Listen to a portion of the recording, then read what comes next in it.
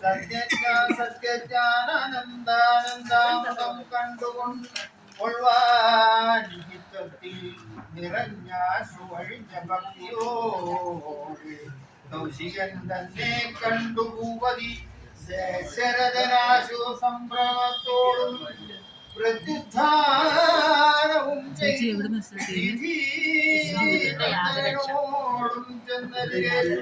യഥാവിധി പൂജയും ചെയ്തു വന്ദിച്ചു നിന്നു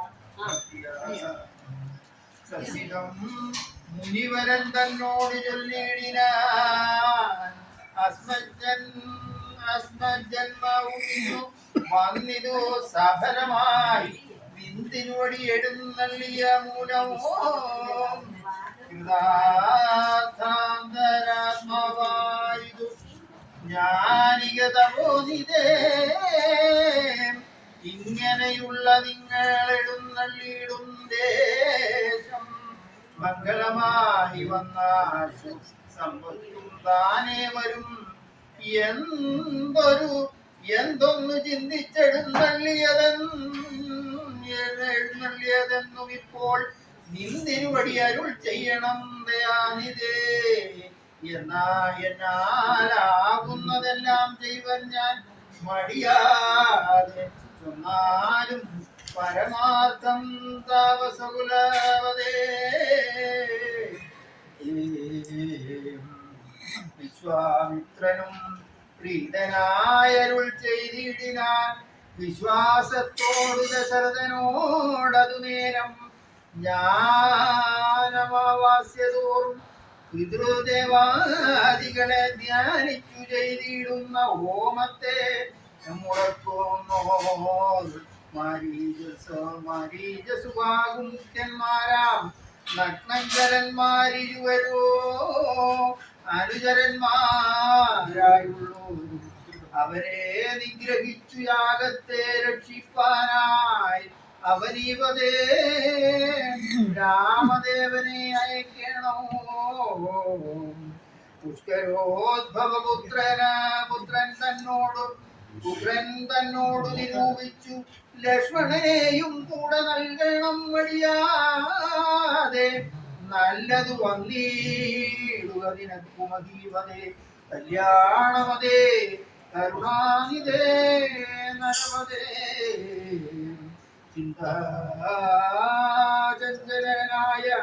പങ്ക്തിചന്ദന നൃപൻ മന്ത്രിച്ചു ഗുരുവിനോടേകാന്തേ ചൊല്ലിടിനാൻ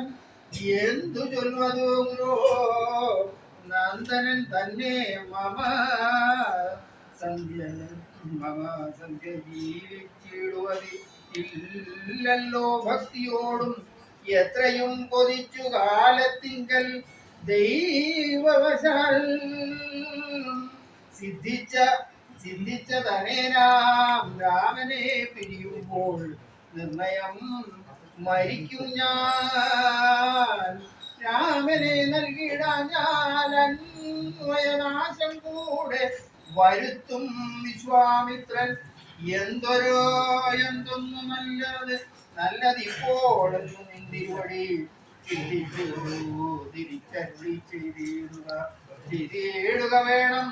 എങ്കിലോ ദേവഹൃതം കേട്ടാലും മതി ഗോപ്യം സങ്കടമുണ്ടാകേണ്ട സന്തതം നരപതേ മനുഷ്യനല്ല രാമൻ മാനവ ശിഖാമണേ മാനമില്ലാതെ പരമാത്മാവ് സദാനന്ദൻ പത്മസംഭവൻ മുന്നം പ്രാർത്ഥിക്കേ മൂലമായി പത്മലോചനൻ ഭൂവിമാനത്തെ കളവാനായി നിന്നുടെ തനേനായി കൗസല്യാദേവി തന്നിൽ വന്നവതരിച്ചതോ വൈകുണ്ഠൻ നാരായണൻ നിന്നുടെ പൂർവജന്മം ചൊല്ലുവൻ ദശരഥ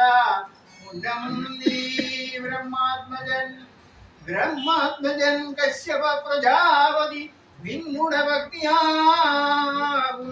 നിന്നുടെ ഭക്തിയാകും അതീതി കൗസല്യ കേളന്നിരുവരും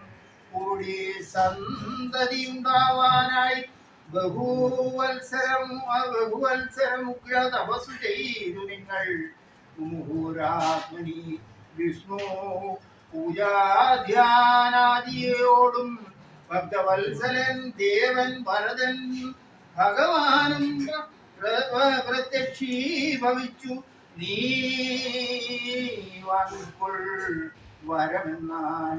പുത്രനായി പിറക്കേണമെനിക്ക് ഭവാനെന്നു സത്വരമപേക്ഷിച്ച കാരണമിന്നു നാഥൻ പുത്രനായി പിറന്നിതു രാമനെന്നറിഞ്ഞാലും പൃഥ്വീന്ദ്ര. ശേഷൻ തന്നെ ലക്ഷ്മണനാകുന്നതും ശംഖചക്രങ്ങളല്ലോ ഭരതശത്രുഘ്നന്മാർ ശംഖ കൈവിട്ടു കേട്ടുകൊണ്ടാലും ഇനിയും നീ ഈ യോഗമായ ദേവിയും സീതയായി മിഥിലയിൽ